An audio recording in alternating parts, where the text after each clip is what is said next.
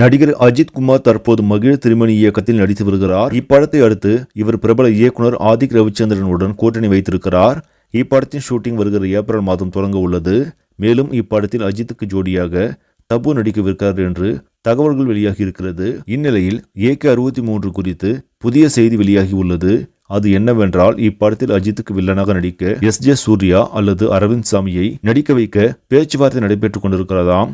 இப்படத்தின் கதைக்களம் 80களில் நடக்கும் கதையாக உருவாக உள்ளதாக கூறப்படுகிறது. இதனால் SJ சூர்யா மற்றும் அரவிந்த் சாமி இருவரும் வில்லன் கதாபாத்திரங்களுக்கு பொருத்தமாக இருப்பார்கள் என்று இயக்குனர் ஆதிக் ரவிச்சந்திரன் அஜித்திடம் கூறியுள்ளார். அஜித், யாரை நடிக்க வைப்பது என்பது உங்களுடைய பொறுப்பு, அதை என்னிடம் சொல்ல வேண்டாம். நீங்கள் எதை சொன்னாலும் அதை செய்ய நான் தயாராக இருக்கிறேன் என்று அஜித் கூறிவிட்டாராம். எனவே இவர்கள் இருவரில் ஒருவர் தான் AK-63 படத்தின் வில்லனாக தேர்ந்தெடுக்கப்படுவார்கள் என்று செய்திகள் வெளியாகி இருக்கிறது.